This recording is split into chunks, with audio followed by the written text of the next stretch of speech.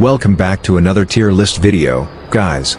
With the new season starting in just a few days, I know everyone's excited to push ranked and is wondering which heroes are worth grinding next season. For context, I'm currently sitting at Legend 116 stars, and this list is based entirely on my experience in the Legend lobby. A lot of these heroes are consistently picked or banned at this rank, so you'll definitely be seeing them almost every game. To keep things fair and balanced, I'll be covering 2 heroes from each lane, so no matter what role you play, you'll know exactly which heroes can help you climb rank next season. So without further ado, let's kick things off with the jungle role. As we all know, jungle is the role that can completely control the pace of the game, from early ganks to securing objectives.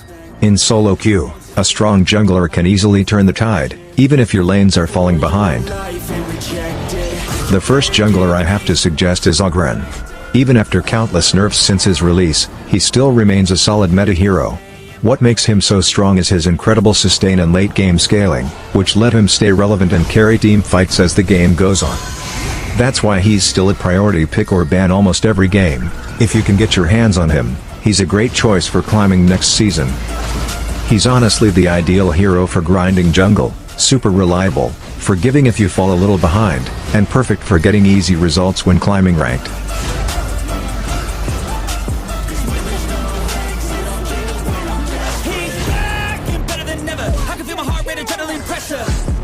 The next jungler in this list is Luna. Her biggest strength is her movement and unpredictability. Once she gets her core items, Luna can dash in and out of fights endlessly, making it extremely hard for enemies to lock her down. She thrives in chaotic solo queue games where positioning mistakes are common, and trust me, there are always mistakes in Legend lobby. A fed Luna can snowball out of control, wiping out backlines and cleaning up fights with her resets.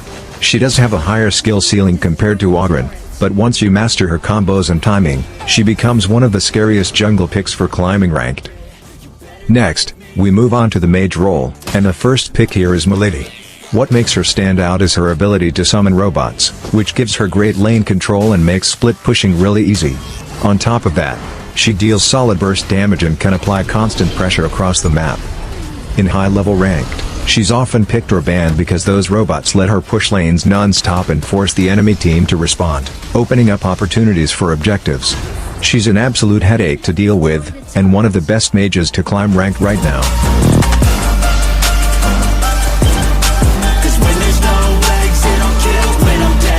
Next, we have Mage. She's the definition of easy but deadly. Anyone who comes near her gets stunned and instantly bursted down. Her skills are really straightforward to use, which makes her perfect for solo queue. You don't need insane mechanics to get results. That's why she's such a rewarding mage to play. Land your stun, follow up with your combo, and you can delete squishy targets before they even react. In Legend lobbies, she's a nightmare for marksmen and assassins, and a consistent pick if you want quick impact from the mid lane. Next, we move on to the marksman role, and the first mention here has to be Marco Polo.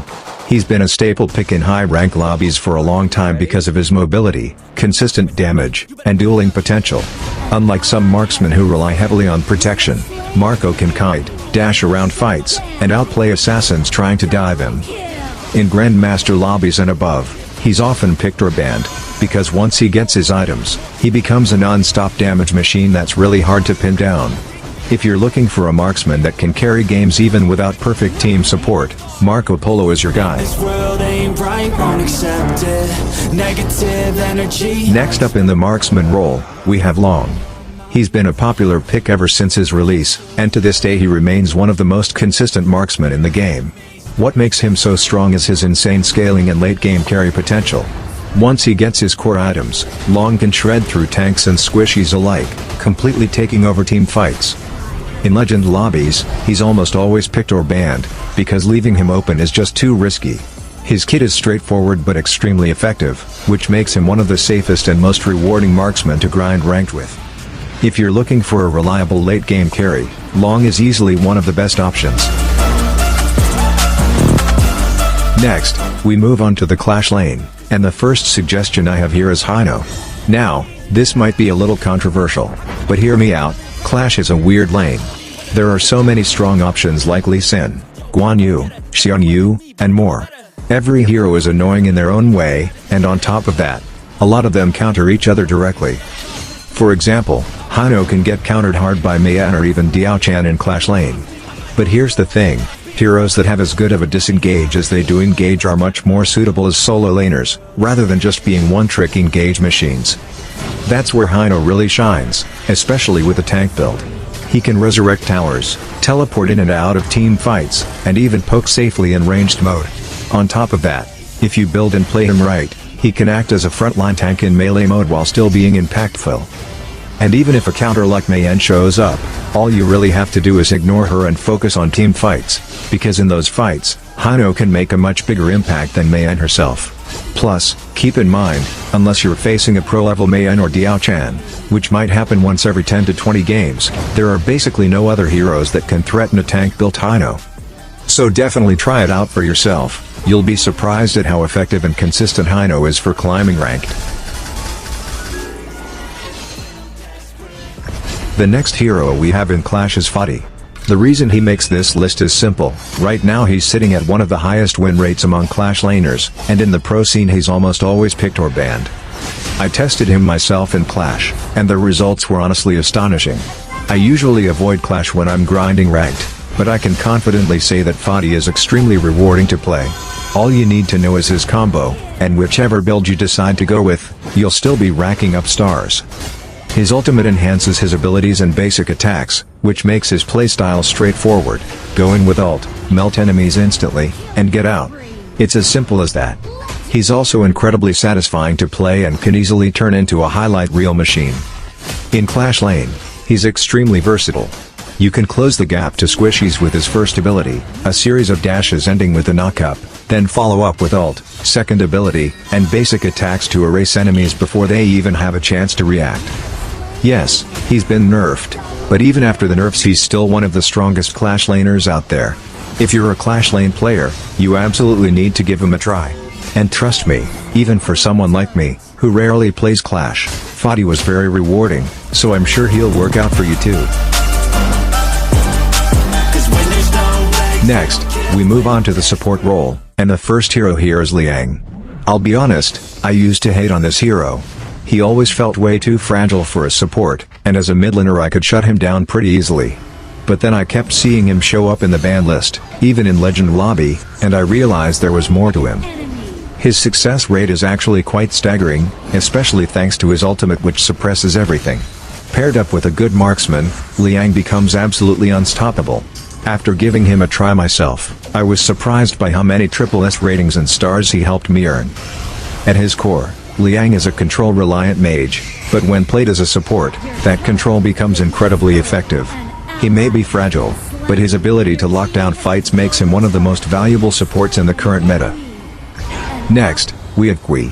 Now, I know some of you might be confused seeing Kui picked ahead of supports like Zhongfei, Yarria, Zakir, and many others the role has to offer. But hear me out, Kui recently got a buff, and it completely changed how effective he feels. Before the buff, Kui was honestly underwhelming compared to his counterparts like Grak in AOV or Franco in MLBB, who were absolute units in their own games. But now, Kui is slowly coming into the spotlight, and he's a perfect example of how even the smallest tweaks can push a hero into the meta. Right now, Kui is constantly annoying to face. His ultimate works like a black hole, sucking in anything that comes close, and when played right, it can completely disrupt the enemy team. On top of that, he can rack up kills and assists much more easily, which helps you secure SSS ratings and stars way faster than most other supports. Kui is really worth giving a shot in the support lane, now more than ever. And in my opinion, he definitely deserves his spot on a top hero list. And that's going to wrap up this tier list. I really tried to make it as unbiased as possible. With my biased eyes. Hopefully, this list helps all of you climb into Grandmaster and Legend as quickly as possible next season. For me, as a casual gamer who plays 2 to 3 hours after work, these heroes have really worked out. I've even made videos before breaking down win percentages from official sites and sharing pro player insights, but today I wanted to give you my honest opinion as a solo rank pusher. So if you enjoyed this video, please support me on my Honor of Kings YouTube journey by hitting that subscribe button, dropping a like, and leaving your suggestions in the comments. I'd love to feature them in future videos. Thanks for watching, and until next time, adios.